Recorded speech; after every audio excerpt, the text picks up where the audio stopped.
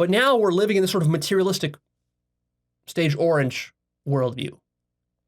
And that's great. There are some great aspects to that because it's more scientific, it's more rational, and it's true that there were certain superstitions and irrational aspects that were unscientific and even untrue in the stage blue worldview. That's correct. And the stage blue worldview tends to be very dogmatic and intolerant at its extreme. And that becomes a problem. So you transcend that with stage orange. You have a more global mindset, a more scientific mindset, and that's good. And you might think, well, great, that's it, we're done. But we're not done. Because, and here's where Jordan Peterson comes in, is he would say, now all you're living for is you're living for materialism. You're living this never-ending rat race of acquiring more and more fame, sex, money, and success. And while some of that is good, it becomes a problem because your life then becomes hollow. Your life is not about anything deeply meaningful or spiritual.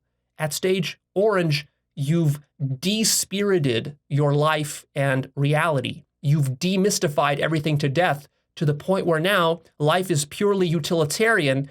And even though you might think that's a good thing, it actually comes back to bite you in the ass because your life loses meaning and depth. Which is why Jordan Peterson talks a lot about values and meaning and depth and a spiritual component to life, because what he's really hearkening back to is that old-timey traditional stage blue. And what he wants to tell the orange and green people is that, look, you guys are overlooking something.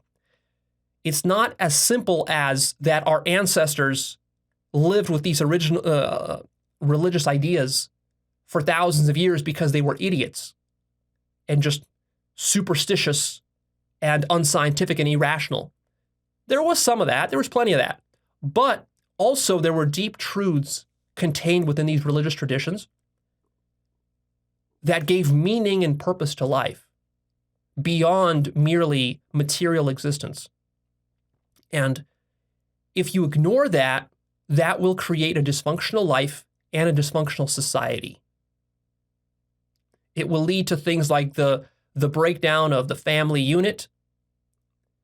It will lead to sort of hollow political activity that isn't grounded in anything deeper.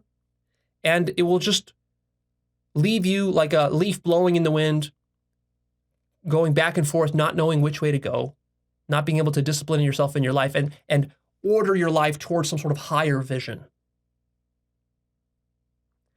And see, if you're someone who didn't have that in their life, and Jordan Peterson comes along and tells you about this, for you, that's a big aha moment. You say, aha, that's what I've been missing. I grew up in this stage green culture and this stage orange culture. I didn't even really know or think deeply about stage blue or that it was valuable or important. And I've been just floating around. I haven't been able to make anything in my life. And then because of this, I was depressed and anxious and nihilistic. And I wasn't able to have proper intimate relationships. And I wasn't able to build a proper career and these sorts of things. And now that Jordan Peterson has shared these insights with me, now I can move in some direction. And that's very good and very useful. So what's the problem? Well, there are multiple problems here. We're going to have to discuss this in layers. The first problem is that even though he's teaching you these things, Jordan Peterson himself has a stage green shadow, as I would say. He himself is a very nuanced and sophisticated thinker. Unlike many progressives smear him as, he is not a racist, he's not a sexist, he's not a homophobe, he's not a transphobe, he's not a fascist, he's not a crypto-fascist, he's not a nationalist, and he's not a religious fanatic, even though he says he believes in God effectively, and he sort of comes from the Judeo-Christian worldview that he was raised into, I believe. So I would put Jordan Peterson somewhere around orange/yellow. He actually has some very sophisticated tier 2 stage yellow thinking abilities, but he can't fully go into stage yellow because he's stuck with a shadow, a very significant shadow of stage green, and that's holding him back. Obviously, he's very much mastered stage blue as well, the healthy aspects of stage blue. And that's one of the things you can admire about Jordan Peterson, is that he is a good role model of healthy stage blue. He doesn't take it too far.